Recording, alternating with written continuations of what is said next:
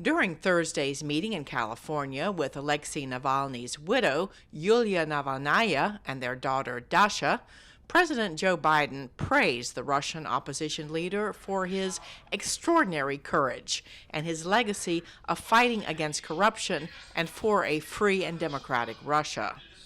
And at the G20 foreign ministers meeting in Brazil, Secretary of State Antony Blinken had this to say on the eve of expected fresh U.S. sanctions against Russia for its invasion of Ukraine and Navalny's death. And I just say this about Mr. Navalny, someone truly heroic in his life, in his work, but the fact that Vladimir Putin saw it necessary to persecute, poison, and imprison one man speaks volumes, not about Russia's strength under Putin, but its weakness. On Wednesday, Russian media showed video of a 33-year-old dual U.S.-Russian citizen being arrested on treason charges.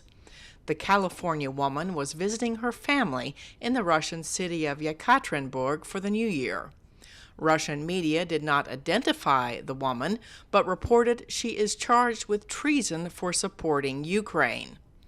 Multiple media outlets have identified the woman as Saine Karolina, with some using her former married name, Saine Kavana.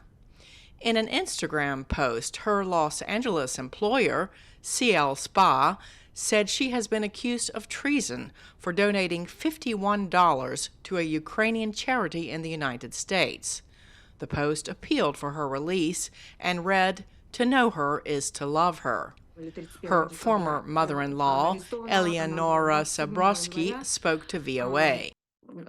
On January 2nd, she arrived in Yekaterinburg. She was arrested on January 27th for alleged hooliganism, which in itself is ridiculous. Because knowing Kasyusha, this is not the person who will do something bad. I have never heard a bad, swearing, rude word from her in my life. This is a person who brings light, joy, positivity. In Washington, State Department spokesperson Matthew Miller said the United States is seeking consular access to the newly detained American, but said it is often difficult because Russia considers dual citizens to be Russians. Miller issued this stark warning. The unfortunate truth, though, is that Russia continues to detain its own citizens and continues to detain American citizens, and it's why we have tried to make clear just as plainly as we possibly can, that no American citizen should consider traveling to Russia for any reason, period, because they are at risk of detention, imprisonment by the Russian regime. News on Tuesday of Saine's arrest came the same day a court in Moscow ruled to keep fellow American and Wall Street Journal reporter Evan Gershkovich in custody, pending his trial on espionage charges that he strongly denies.